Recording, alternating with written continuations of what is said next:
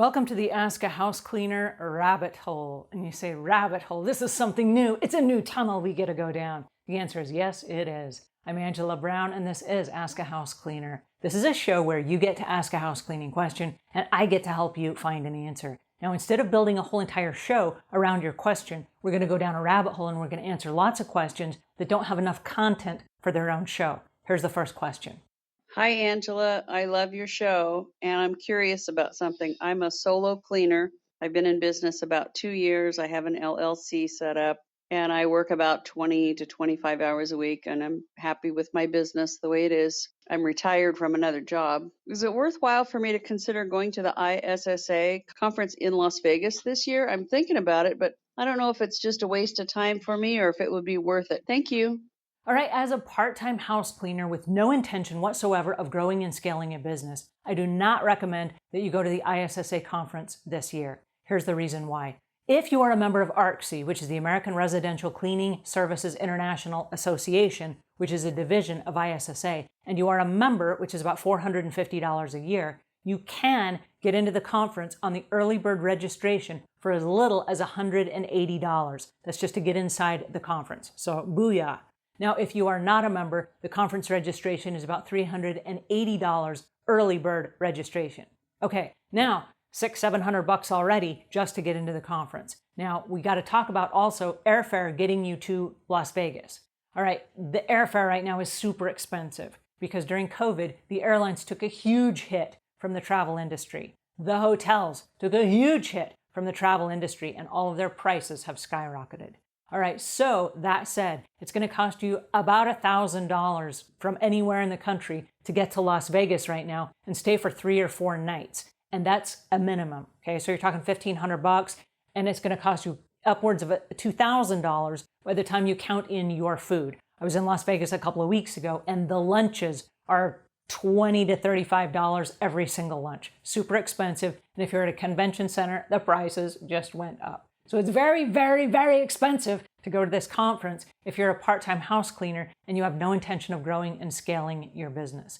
For the same money, there are access passes to webinars and conferences and coaches and network groups and masterminds and all kinds of things that you can do virtually without leaving your home, where you can still meet people and network and learn about the business. I would recommend that you spend your money there this year instead of trying to go to a conference if you have no intention of growing and scaling your business. Hi, Angela. I clean houses for a living. I have a small business in Rochester, New York. What I'm wondering is, it's about 95 degrees today, and I walked into a large 2-story home with multiple bathrooms, and the homeowner had the windows open and no air conditioning on with about 100% humidity. So 95 degrees, 100% humidity, windows open, and literally a hot breeze blowing in. Was I wrong to ask her to turn the air conditioning on? I've cleaned houses without AC and in the same kind of weather, and I get to the point of almost passing out and not being able to continue. So just wondering what your take is on that. Thanks. Yeah, you did the right thing by asking the homeowner to turn on the air.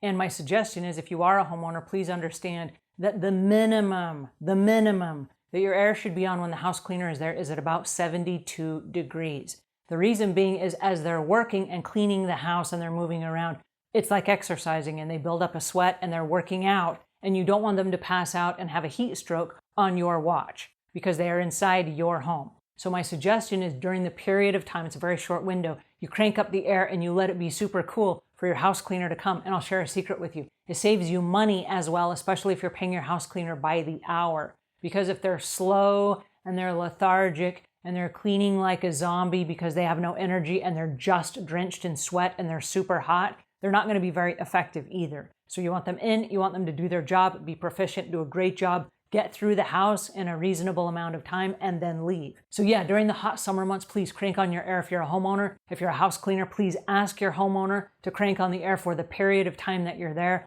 My suggestion is, if you have a worksheet, make a note of the air conditioning temperature when you arrive, and when you leave, make a note so that you can check it off that you've returned it to whatever it was, 95 degrees, windows open, or however you found the home. So that it is not, you're not running the air conditioning if they're not going to be home till 5 or 6 o'clock that night. Should I pay my house cleaner because I have to cancel while going on vacation? All right, this is a fun question, and the answer is yes, you should pay the house cleaner for the time that they were supposed to be at your house while you're on vacation. Here's the reason why. Being on vacation does not mean your house does not need to be cleaned. And so they've put it on their schedule and they've hired help and they're planning on coming during that particular window of time. So unless you need to be there with an alarm code, with a house key, house cleaners come and go all the time and nobody's at home. So they can still come clean your house while you're on vacation. No harm, no foul. You get your house cleaned and they still get paid. So yes, I recommend that you do. If you're going to leave and you're not going to pay them and you're going to be gone, give your house cleaner as much notice as possible. One of the things that we teach at Savvy Cleaner, which is the training company that I run, we teach house cleaners how to train their customers for vacations. So if I'm planning on 4 vacations this year, at the beginning of the year, I'm going to give you a list and say, these are my 4 vacations this year. You have a choice. Do you want us to send someone else in that you don't know, or do you want to put a hold on that week? You just will not get any cleaning that week. So as a house cleaner, I'm going to let you know when my vacations are. In exchange, you can let me know when your vacations are. And that way we won't book anyone for that week, or that way we won't charge you for that week if you know in advance, and we don't have to put that on our schedule, right? We can book other people during that time as far as, special projects or deep cleanings or whatever. But then that way you're not charged. Now, as far as the cancellation goes, if you cancel within 24 hours, even if you weren't planning on being away, there's usually a 50% to 100% cleaning fee because, like I said, they've staffed their people and they're expecting to show up and clean your house. So don't cancel on your house cleaner unless there's really a need to do so, because your house still needs cleaning and they still need to pay their bills. How would you price a 2-story home that you had to go into and do general cleaning? It has 11 rooms and also laundry, wash, dry, and fold, and putting away dishes from a dishwasher and loading another 2 loads full of dirty dishes. How would I price that job? Well, what I would do first is I would have a customer conversation. And what that's going to involve is there's a breakdown between daily, weekly, bi-weekly, monthly, deep cleaning, and special project chores. There are 6 different types of chores. That doesn't count move in, move out cleans and specialty cleaning like forensic restoration cleanup, or if you have mold remediation or any of those things, right? Those are all separate types of cleaning. All right, so for the 6 types that we talk about, it sounds like you're trying to cram 3 or 4 of those into one cleaning, and how would you price that?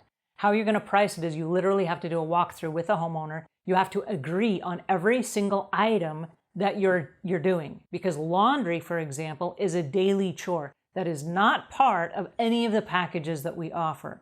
And so if you're going to be removing dishes from the dishwasher and putting those away, those are not part of any package that we offer. So if you're going to piecemeal something together and you're going to pull it together, my question is this: is this for an ongoing customer or is this a one-time deal? For a one-time deal, you can figure out a fair price and it's going to be something that you both agree on. The next thing that I would talk about is if this is an ongoing situation, I recommend breaking it up into separate packages that you can charge for separately. Those are all different packages. They all have different prices. But if you're trying to combine them all and you're trying to create a fair price, you're going to have to create a program that is fair to both of you, that you're both going to agree to, so that when you both leave, you both feel like you got a great deal and you both feel like that was worth the time and money spent.